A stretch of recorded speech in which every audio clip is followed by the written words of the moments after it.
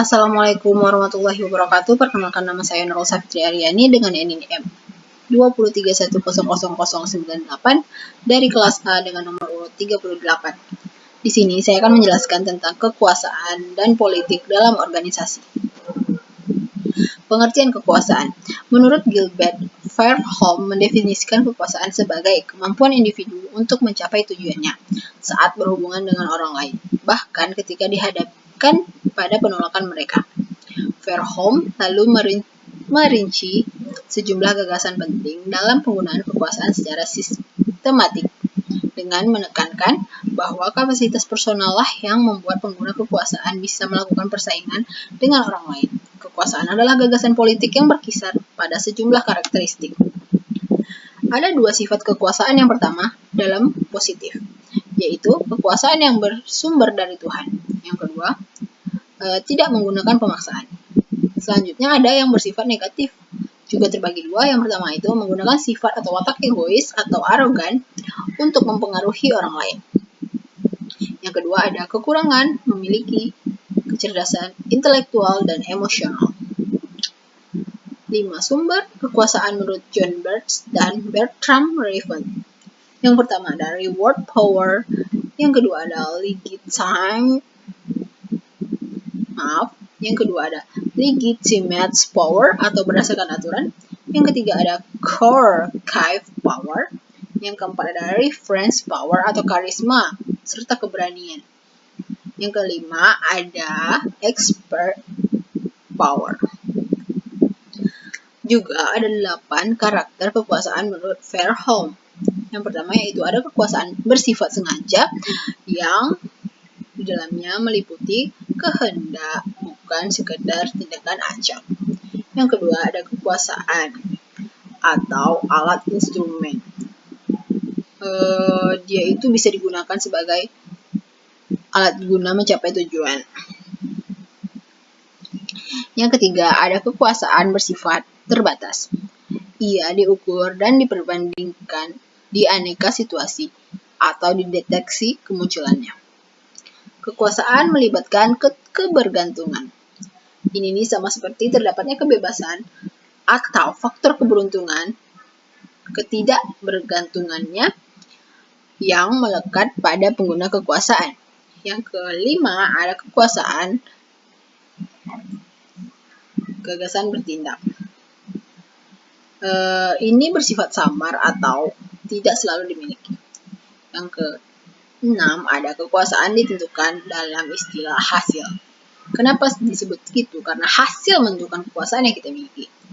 Yang ke-7 ada kekuasaan bersifat situasional.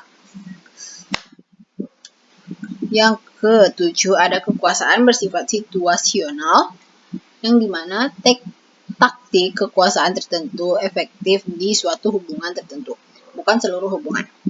Yang ke-8, kekuasaan didasarkan pada oposisi atau perbedaan. Kekuasaan didasarkan pada oposisi dan perbedaan. Selanjutnya, pengertian politik. Politik dalam organisasi adalah Politik dalam organisasi adalah sesuatu yang sulit dihindari, tak kala organisasi terdiri atas 2 orang atau lebih. Terdapat banyak kepentingan di dalam organisasi, langkahnya sumber daya, dan tarik-menarik gagasan. Seluruhnya membuat politik dalam organisasi menjadi konsekuensi logis aktivitas di dalam organisasi. Bagi Robert Morgan, organisasi serupa dengan sistem politik. Politik di dalam organisasi atau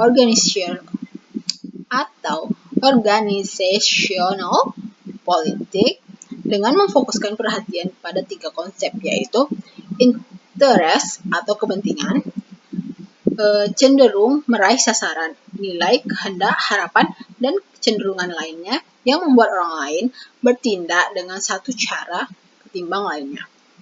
Yang kedua ada konflik, ketidaksesuaian antara harapan dan kenyataan. Yang ketiga ada power atau kekuasaan, kemampuan untuk mempengaruhi orang lain atau pihak lain. Cara-cara politik dalam organisasi. Politik berorganisasi muncul tak kala orang berpikir secara berbeda dan bertindak beda. Perbedaan ini diciptakan ketegangan atau tension yang harus diselesaikan melalui cara-cara politik. Cara-cara politik tersebut ada 4, yaitu autocratically atau secara otokrali.